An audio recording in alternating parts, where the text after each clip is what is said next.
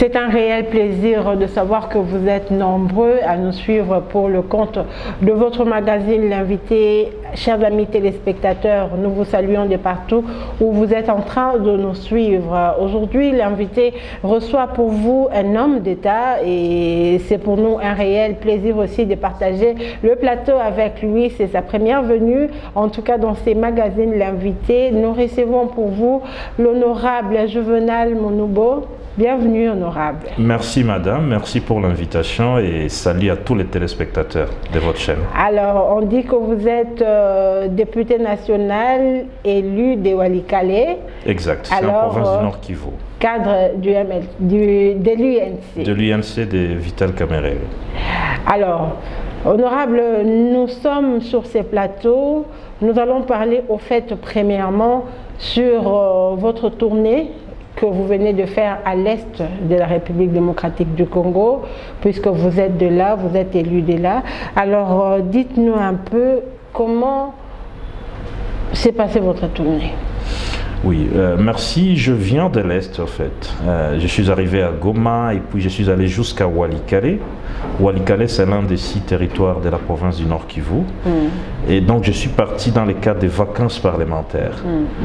Ce que je dois d'abord signaler, c'est que ce n'est pas facilement accessible, ces territoires. Et pourtant, c'est les territoires les plus vastes et les plus riches en termes de ressources. Là-bas, il y a beaucoup de minerais. En territoire de Walikale, il y a la cassiterite, il y a l'or et d'autres minéraux. Mais pour accéder à Walikale, c'est pas du tout facile. C'est une distance, Walikale centre, c'est à une distance de 250 km de Goma. Mais vous allez d'abord par voiture, vous pouvez y faire une semaine. Parce que la route est en très très mauvais état, juste pour une distance de 250 km. Et à moto, alors vous pouvez y faire 2 jours et demi, c'est ce que j'ai pu faire. J'ai fait presque 3 jours avec un cortège des motos. J'ai pris presque 10 motos avec mes collaborateurs. Et on a donc fait la route. Nous sommes passés par Massissi. Massissi, c'est un territoire où il y a beaucoup de pâturage. C'est vraiment beau à voir. C'est que les autres appellent la Suisse congolaise. Mais qui était vraiment territoire convoité aussi. Très convoité depuis que les guerres ont commencé.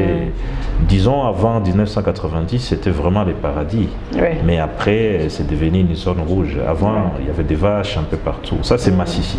C'est un territoire voisin à Walikale. Et donc, après Massissi, vous entrez maintenant dans le territoire de Walikale. C'est un territoire couvert de forêts. C'est la forêt équatoriale pour la bonne partie.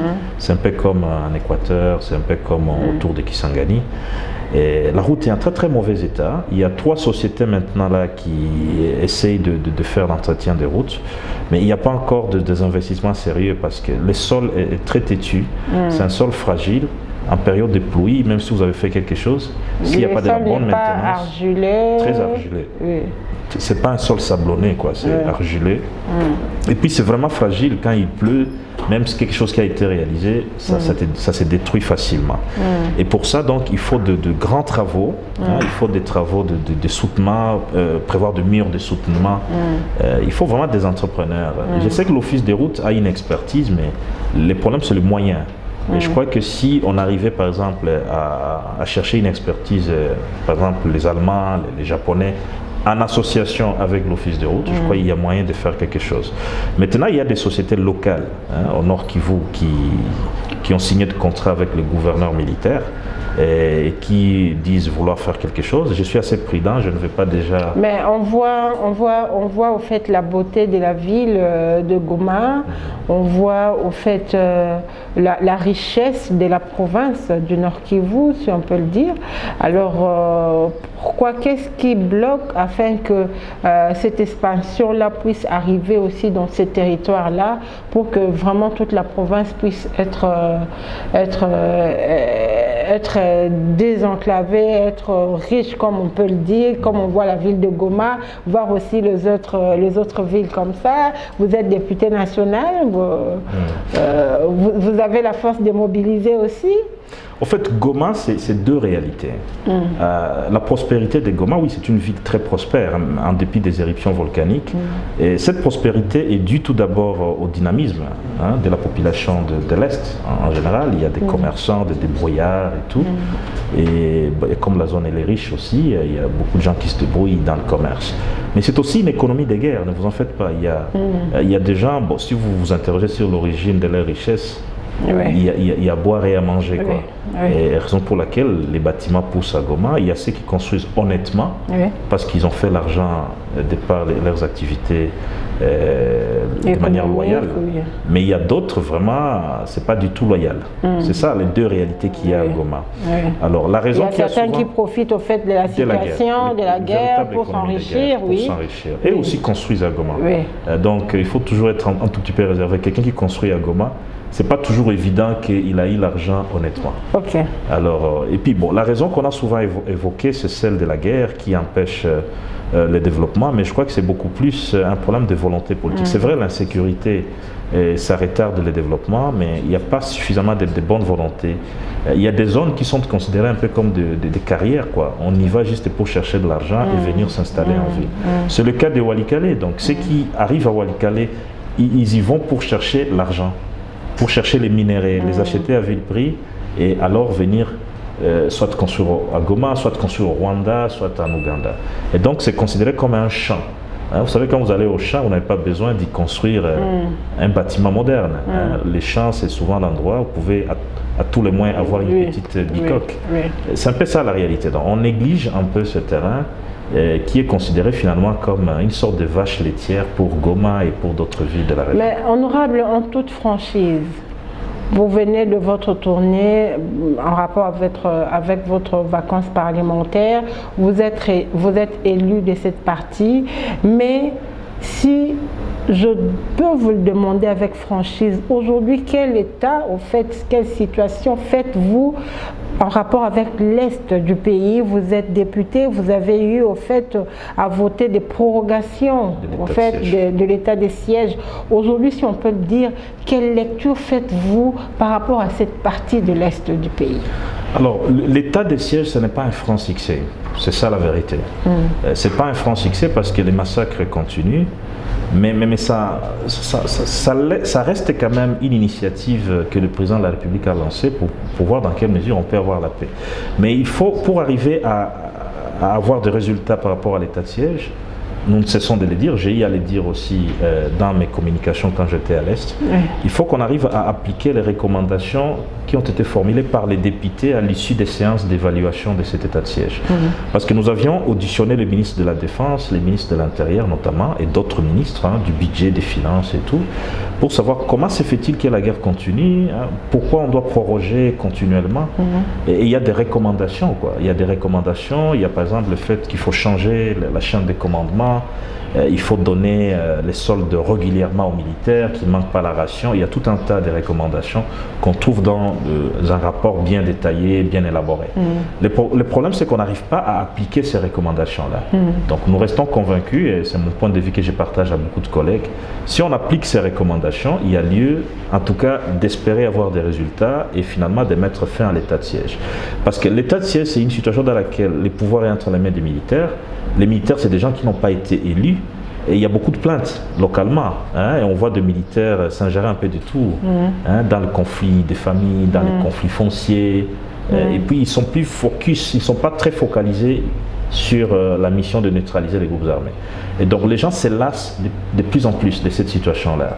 Ils ne sont pas très focalisés sur la mission de neutraliser, alors ils s'ingèrent sur les conflits fonciers, d'autres conflits, et pourtant leur point focal, leur focus, leur centre d'intérêt, ça devait être comment neutraliser les ADF, comment neutraliser les FDLR et d'autres groupes armés locaux. Et donc il faut arriver à mettre fin à l'état de siège, mais pour y mettre fin, il faut qu'il y ait des résultats. Il faut appliquer les recommandations, par exemple, de la Commission de défense et de sécurité. Donc, moi, je ne suis pas comme certains politiciens du Nord Kivu qui disent qu'il faut simplement mettre fin à l'état de siège sans indiquer quelle est l'alternative. Moi, je crois que la meilleure façon d'y mettre fin, c'est d'essayer d'appliquer ces recommandations. et puis évaluer et voir comment ça marche. Mais on va le dire, honorable, vous savez, quand on parle de la guerre de l'Est, c'est quelque chose, moi je l'ai dit en tout cas, on a eu à lire, c'est quelque chose qui a commencé au fait avant Joseph Kabila, qui a commencé avant Félix Tshisekedi.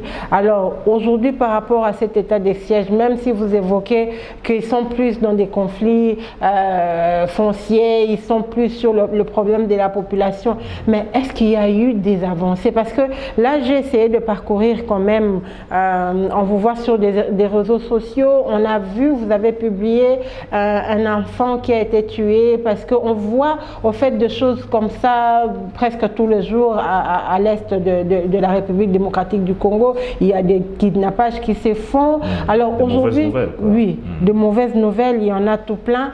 Alors aujourd'hui, par rapport à l'état des sièges, contrairement à ce qui se faisait avant, on doit se le dire, est-ce qu'il y a eu un énorme changement, même si cela n'a pas été un succès, mais la population a eu quand même à rester dans le calme pendant un temps, si on va le dire, non, je n'ai... puisqu'ils n'ont pas aussi le contrôle de toute la province, c'est ça? Oui, en fait, ce qui a changé, Madame Myriam, c'est simplement le fait que c'est des militaires qui sont à la tête de la province, des provinces, des Nord Kivu et l'Ituri, à la tête des territoires. Ça, c'est perceptible. On voit qu'il y a de nouvelles autorités en treillis des militaires. Mais dire qu'il y a un changement fondamental dans le vécu sécuritaire de la population ou le vécu, le bien-être, non, je ne saurais pas les dire maintenant. Raison pour laquelle j'ai dit les résultats sont mitigés. Il y a encore beaucoup à faire, quoi. Et que l'état des sièges n'est pas un franc succès. Je ne dis pas que c'est un échec, non. Ce n'est pas un franc succès. Il y a moyen de rattraper la situation en appliquant les recommandations qui ont été formulées par les députés. Je ne suis pas comme ceux-là qui disent, voilà, il faut y mettre fin, non. Je parle avec une certaine responsabilité parce que je me considère aussi comme acteur, quoi. Je suis député, même si je ne suis pas membre du gouvernement, mais je suis député national. Et donc, moi, je crois que la bonne manière de faire, c'est arriver à appliquer ces recommandations, et il y aurait moyen, en tout cas, d'espérer avoir la paix. Mais sinon, à considérer la situation telle qu'elle se déroule actuellement, il faut parler honnêtement. Il n'y a pas de grandes avancées. Et on a comme l'impression que ce n'est pas un franc succès. Oui. Alors, on va parler de vous, honorable Juvenal Monobo. J'ai lu quelque part, vous avez dit améliorer l'accès à la justice, actualiser la législation, protéger les personnes vulnérables. Ce sont là vos chevaux de bataille pour la modification du code de procédure pénale. Pourquoi voulez-vous qu'il y ait changement? Tout à fait, merci de l'évoquer, merci de m'avoir lu. Et effectivement, j'ai déposé en date du 28 janvier une proposition de loi qui vise la modification du code de procédure pénale. Parce que, vous savez, au Congo, il y a beaucoup de cas de violences sexuelles. Et les violences sexuelles ne sont pas que l'acte de ceux qui portent des armes. Il y a même des civils qui pratiquent les violences sexuelles. Il y a beaucoup de cas de violences sexuelles et ces cas ne sont pas tous portés à la connaissance des cours et tribunaux. Pourquoi? Parce qu'il y a beaucoup de freins. Il y a la peur de représailles, il y a des femmes victimes de violences sexuelles qui ne veulent pas porter plainte parce qu'elles ont peur de représailles. Il y a les pesanteurs culturels aussi. Mais parmi les difficultés, il y a les frais de justice qu'il faut payer. Ça fait à ce que beaucoup de gens se découragent, beaucoup de victimes n'arrivent pas à porter plainte. Alors l'initiative, ma proposition de loi, ça vise à réviser les codes de procédure pénale pour que les victimes de violences sexuelles ne payent plus le frais de justice devant les cours de tribunaux. Donc une victime de violences sexuelles, un témoin qui intervient dans le procès des violences sexuelles ne devrait plus payer les frais de justice. Il faut qu'on leur donne cette possibilité-là et ça encouragera beaucoup de plaintes, ça encouragera une bonne administration, une bonne lutte contre les violences sexuelles. Mais je ne me limite pas seulement aux personnes aux victimes de violences sexuelles, je pense aussi aux personnes handicapées.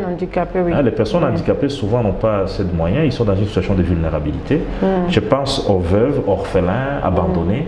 Je pense aussi aux personnes de troisième âge. Pour toutes ces catégories de personnes, ces 4 catégories, si on accepte, si la loi décide qu'ils ne payent plus les frais de justice, je crois que ça va améliorer l'accès à la justice. Parce que dans un état de droit, il ne faudrait pas qu'il y ait une catégorie de Congolais qui n'ont pas accès facile à la justice.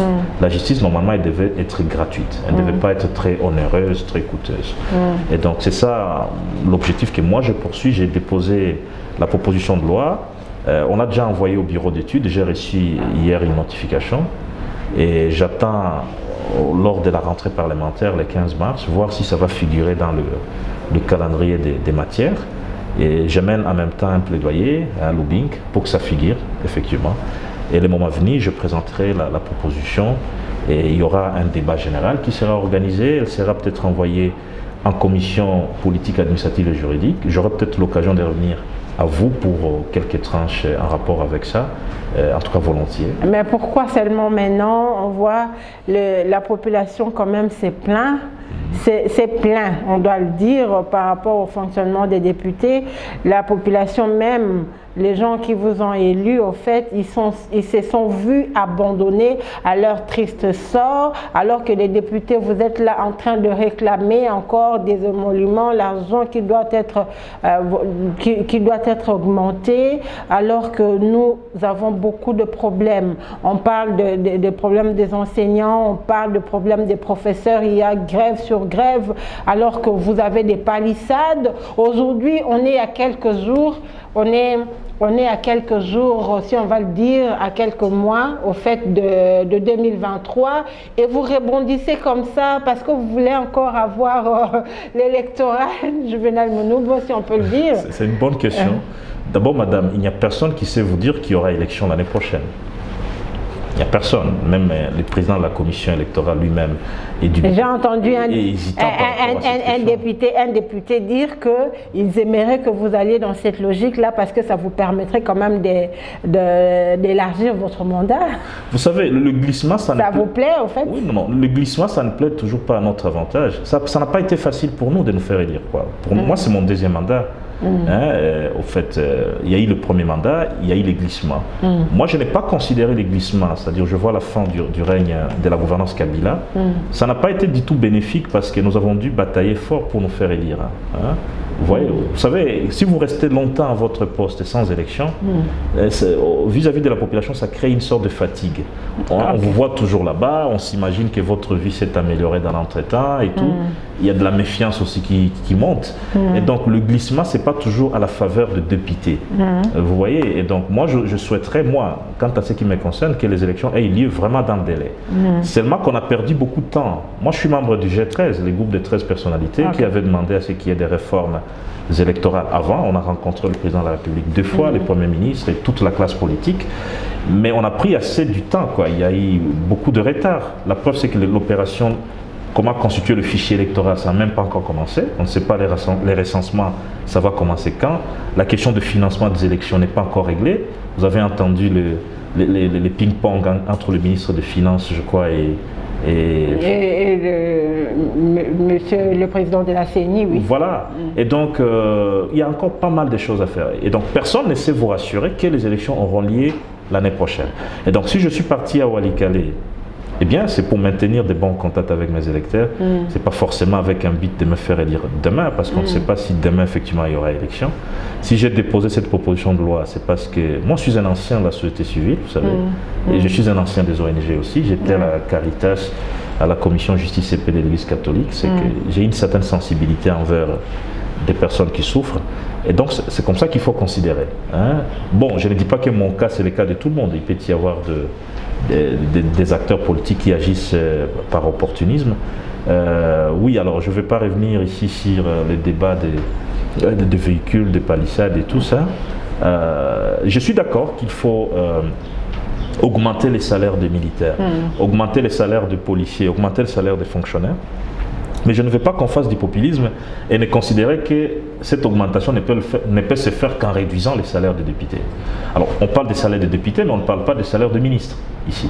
On ne parle pas des salaires des membres de cabinet présidentiel, primature. Mais quand on parle de députés, on parle de 500 députés.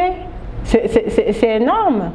Oui, c'est énorme, monsieur l'honorable. Moi, j'aurais voulu si on dit voilà, qu'il faut réduire les salaires des institutions réduise, oui. partout. Partout. Il faut que cette réduction s'efface partout. Oui. Et puis qu'on ne se limite pas à la réduction. Le pays a énormément d'argent. Il y a l'argent qui échappe au trésor dans les domaines des minerais, les domaines des hydrocarbures, hein, des pétroles et tout. Le grand problème, c'est qu'il faut arriver, on n'a jamais su le faire, arriver à faire entrer au trésor public tout ce qui échappe au trésor. Il y a encore beaucoup d'argent qui échappe au trésor. C'est ce qui peut faire à ce que notre budget ne soit plus seulement un budget de 10 milliards de dollars, parce que nous méritons avoir un budget un peu plus que ça, 15 milliards, même 20 milliards de dollars. On ne sait pas comprendre l'Angola qui a toujours un budget très élevé par rapport au nôtre. Il y a de l'argent. Au pays, il y a de l'argent, mais tout n'est pas canalisé dans la caisse de l'État. L'argent qui échappe au trésor public, on voit le travail qu'a l'IGF, mais la population se pose des questions. Je l'ai vu aussi sur les réseaux sociaux, honorable. Vous partagez cet avis. Depuis que l'IGF a commencé à clamer par rapport au détournement, mais il n'y a aucun rond qui n'est rentré à la caisse de l'État. Qu'est-ce qui se passe? Oui, il faut encourager le travail de l'IGF, hein, parce que c'est quand même une toute première de voir l'IGF. Mais c'est bien de décrier, mais quand on voit maintenant cet argent rentrer, pourquoi l'argent ne rentre pas Et là, je partage l'inquiétude. Je partage l'inquiétude de certains concitoyens qui vous relayez cette inquiétude. C'est que c'est bien d'alerter, c'est bien de faire le gendarme de l'État par rapport aux finances. Mais il faut surtout arriver à récupérer et à dire voilà, nous avons récupéré autant et cet argent est rentré au trésor. Et ça reste un défi. Et ça ne suffit pas seulement d'intimider ou de faire des révélations. Eh bien, il faut qu'on arrive à dire voilà, nous avons dénoncé, nous avons mis la main sur un circuit qui faisait à ce que l'État s'appauvrisse. Et voilà, nous avons récupéré autant d'argent et cet argent est entré dans le trésor. C'est vrai, on n'est pas encore arrivé à ce stade. Raison pour laquelle il faut pousser l'IGF à faire mieux, à faire davantage, en plus de ce qu'elle fait déjà. Mais je voudrais, en tout cas, en toute honnêteté, encourager le travail de l'IGF, mais demander à l'IGF de faire un peu plus. Surtout d'aller dans le sens de nous dire qu'est-ce qui a été récupéré pour l'État, pour le gouvernement. Monsieur Juvenal Monobo, je suis tout à fait d'accord avec ces concitoyens. On va un peu s'atteler, on va un peu se retarder là. Je voudrais bien comprendre, l'IGF a toujours existé. Aujourd'hui, la médiatisation des faits, au fait que fait le bureau à Linguetti, pour vous, c'est une bonne façon de faire des choses, parce que quand on voit cette institution, elle est au fait technocrate. Est-ce que cette façon de faire les choses... Et puis c'est l'auxiliaire de la justice, quoi. Tout le temps de mettre en exergue les gens et puis finalement on ne voit rien. C'est une bonne façon pour vous de faire les choses? Je crois qu'il faut bien analyser. Hein. Les inspecteurs de finances, c'est des gens qui devraient agir aussi en toute discrétion. Ouais. Hein, parce qu'on les appelle en droit, c'est des auxiliaires de la justice. Oui. Hein, c'est comme des OPJ. L'OPJ n'a pas besoin de publier toutes les personnes qu'il verbalise. Mais pour l'IGF, on a constaté effectivement une surmédiatisation. Et moi, je crois que c'est pas toujours de la bonne stratégie. Hein, c'est pas toujours de la bonne stratégie. En principe, tout ce que fait l'IGF, c'est la justice qui devrait s'en approprier. Hein, il y a la phase de l'instruction policière, hein, parce que ce que fait l'IGF, c'est comme une instruction policière. Et maintenant, il y a une phase des cours de tribunaux. Hein, du parquet et des cours de tribunaux. Mais on voit quand même l'IGF faire beaucoup de médiatisation. Je ne sais pas si ça rend toujours efficace le travail de l'IGF. Le travail en soi, il est bon. Nous apprécions ce travail-là, mais il faut améliorer le travail de l'IGF. Il faut moins de médiatisation. Et puis il faut que l'IGF arrive à nous dire, comme la question que tu posais tantôt, qu'est-ce qui a été récupéré à l'État. Tout en encourageant donc le travail de l'IGF, nous n'allons pas être complaisants vis-à-vis de l'IGF. Nous devons lui demander de corriger ce qui doit être corrigé, notamment faire moins de médiatisation et arriver à nous dire, en plus après tout le bruit, c'est à quoi on assiste, qu'est-ce qui a été finalement récupéré pour l'État. Alors, à ce niveau-là, je crois qu'il y a encore des faiblesses dans le travail de l'IGF. Et en tant que député, je pense qu'il faut aider l'IGF à mieux faire son travail en lui indiquant là où il y a encore des faiblesses pour améliorer. Ok, donc voilà, nous sommes déjà sur l'actualité, si on peut le dire. En toute franchise, je vous le demande, en tout cas, on va parler sur... on a vu le président Tshisekedi être à la tête de l'Union africaine. Et aujourd'hui, il a cédé le bâton de commandement.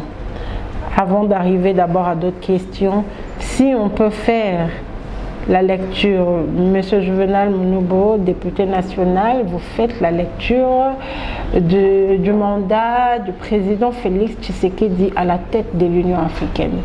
Est-il positif? Alors, en termes d'image, oui. En termes d'image, vous savez, la dernière fois que les Zaïre, notre pays, a eu un président à la tête de l'Union africaine, c'est à l'époque de Mobutu. Il a même été organisé à Kinshasa. Hein, c'est la raison pour laquelle on a conçu d'ailleurs la cité de l'Union africaine à l'époque, de l'OIA à l'époque, de l'Organisation de l'Unité africaine. Et donc en termes d'image, c'est un peu comme un retour du pays à l'international. C'est pas une mauvaise chose parce que les années Kabila, bon encore, au moins les années de Kabila fils au début, on a senti une ouverture au monde extérieur, mais sous Kabila le père, c'était comme si on s'est renfermé un peu du monde extérieur. Sous Kabila fils aussi, vers la fin de son mandat, il s'est renfermé aussi. Mais au début de son mandat et pendant la transition, on a vu un Joseph Kabila qui était ouvert au monde, qui avait vraiment l'idée de faire ouvrir le Congo au monde. Et donc, en termes d'image, oui, c'est très positif. On voit Tshisekedi sous les projecteurs de l'actualité, dans plusieurs sommets. Bon, il y a ceux qui disent qu'il voyage beaucoup, mais en termes d'image, on sent quand même une certaine... Vous ne confirmez pas qu'il a quand même exagéré avec le voyage, s'il faut le dire. Parce que ça coûte au fait au trésor public, il faut le dire. Bon, je me réserve un peu d'aller un peu plus loin dans ces jugements. C'est qu'il est vrai, il voyage. Mais en termes d'image, c'est positif. En termes d'image, il faut bien faire la part des choses. Mais qu'est-ce qui a changé maintenant au Congo? Prenons le cas de la situation sécuritaire à l'Est, ça ne change pas. Et pourtant, il y a des pays qui portent une responsabilité sur ce qui se passe. Prenons le cas des ADF. Les ADF, ce ne sont pas des Congolais, c'est des Ougandais. On a parlé d'une résurgence du M23, c'est une rébellion appuyée par les Rwandais. Qu'est-ce que la diplomatie, elle est sincère? Nous avions un président à la tête de l'Union africaine. Est-ce que nos voisins ont été sincères envers nous? Vous voyez toutes ces questions-là.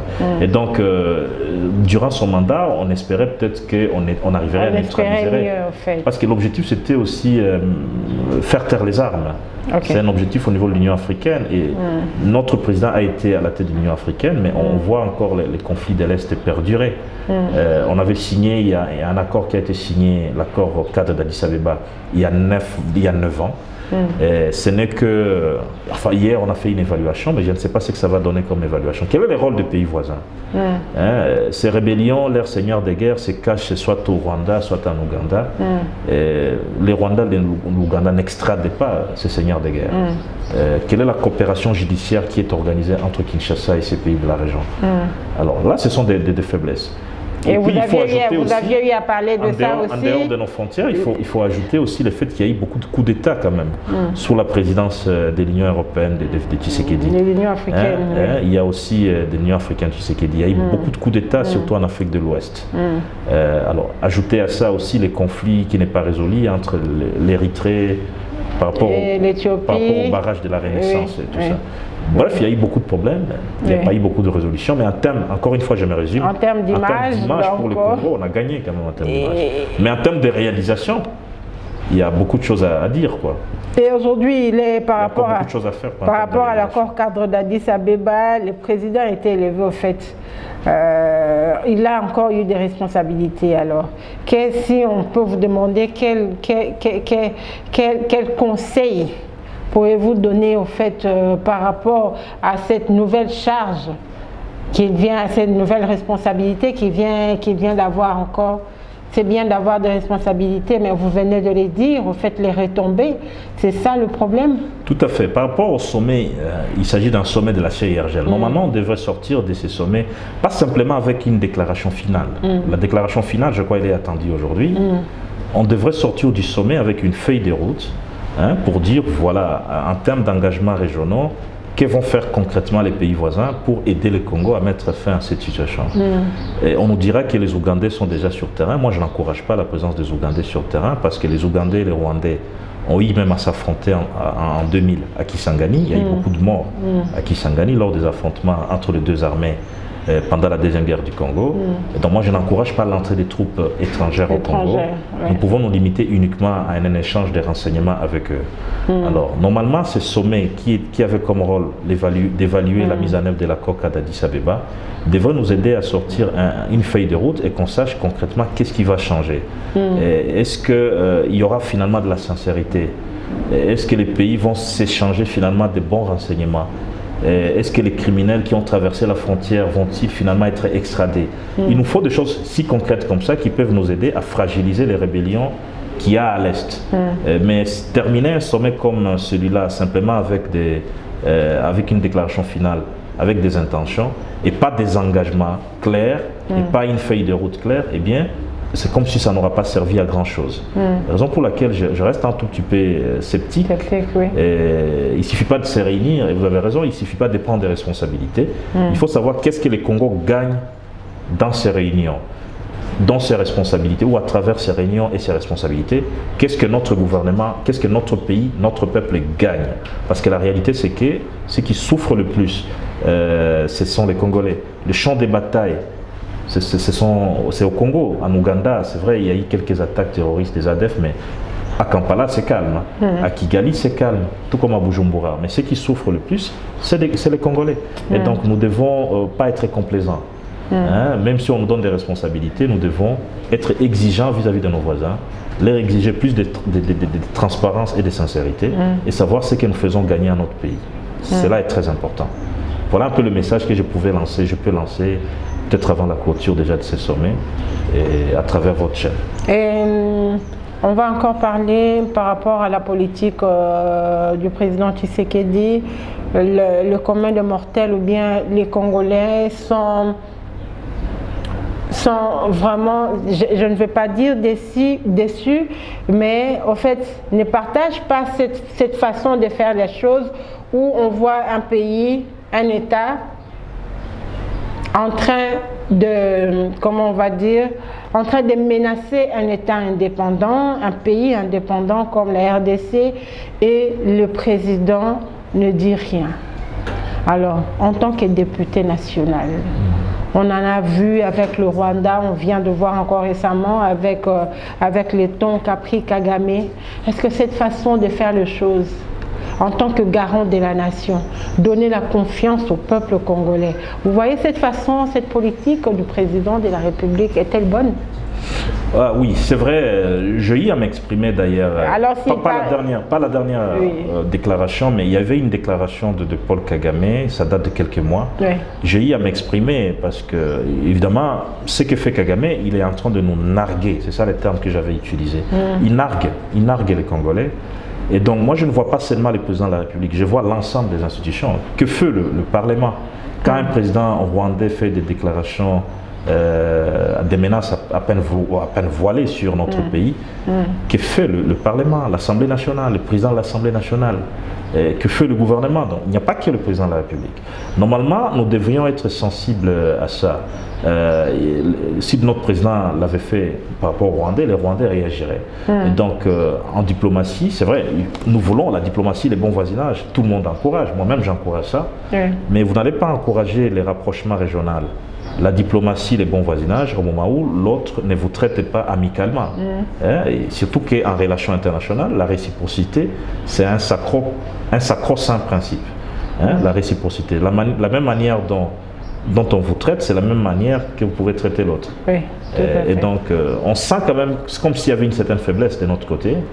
C'est comme s'il y avait peu de sensibilité, même quand on nous attaque. Comme si on avait peur de Paul Kagame, on avait peur de Rwandais. Oui. Véritablement, il y a ça. Oui. Il peut y avoir une incursion au nord qui vous signalée par la société civile. On nous dit, voilà, il y a l'armée rwandaise qui est en train, des colonnes des militaires, mais on voit que la réponse, la réaction gouvernementale traîne.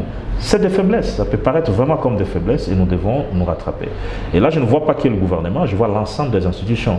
Je vois le président de la République, je vois le gouvernement, je vois l'Assemblée nationale aussi. Donc nous devons être à mesure de réagir et de nous maintenir en crédibilité, et ça c'est très important. Parce qu'au fur et à mesure qu'on nous attaque comme ça, on encaisse des attaques, il n'y a pas de réaction à la hauteur des attaques, eh bien le peuple on risque de croire qu'il y a comme s'il y a une sorte de peur que nous développons vis-à-vis des partenaires.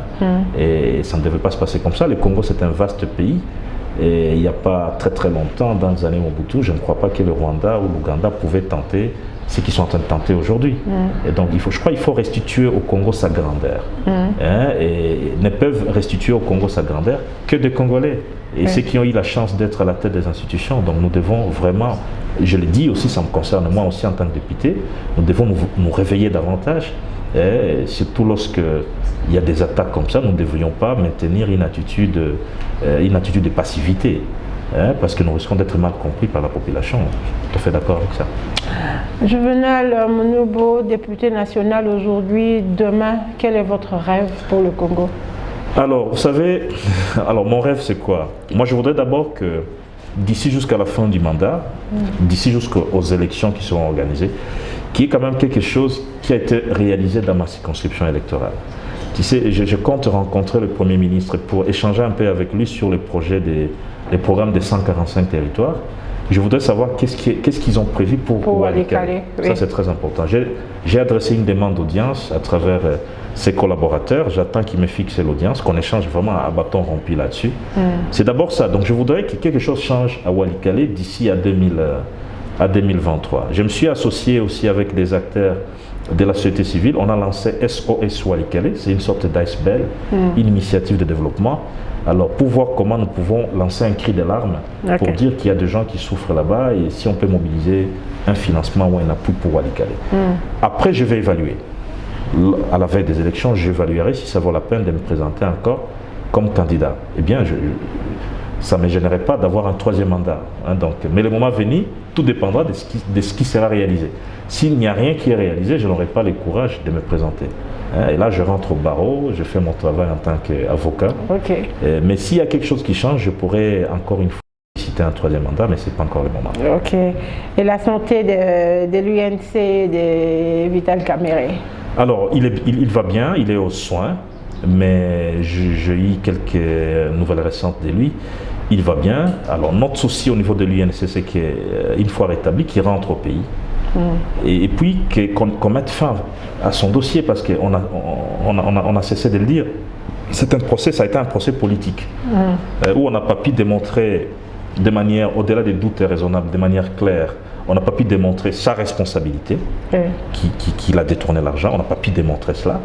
Et puis il y avait tout un acharnement qui a entouré le dossier, où on lui refusait la liberté provisoire.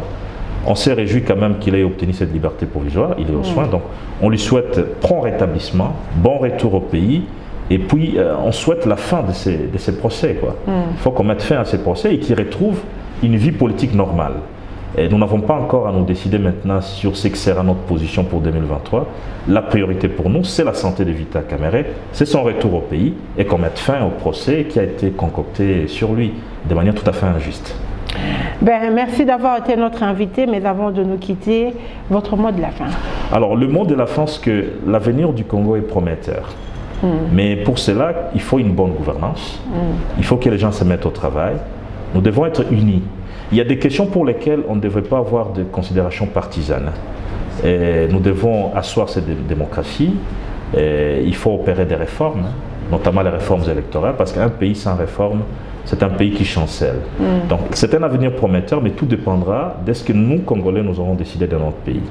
Voilà les messages que j'avais à dire. Et je suis plein d'espoir, mais je vois aussi qu'il y a beaucoup de défis à relever, mais des défis qui ne peuvent être relevés que par nous, les Congolais et des Congolaises, des hommes de bonne volonté engagés pour la cause nationale. Et voilà, donc nous sommes arrivés à la fin de cette émission. Nous avons reçu l'honorable Juvenal Monobo, qui est cadre de l'UNC et élu de Walikale. Ce fut un plaisir de partager ce plateau avec lui et aussi de savoir que vous avez été nombreux à nous suivre. Voilà, donc le rendez-vous est pris pour la fois prochaine. D'ici là, restez branchés sur la continuité de nos programmes. Au revoir.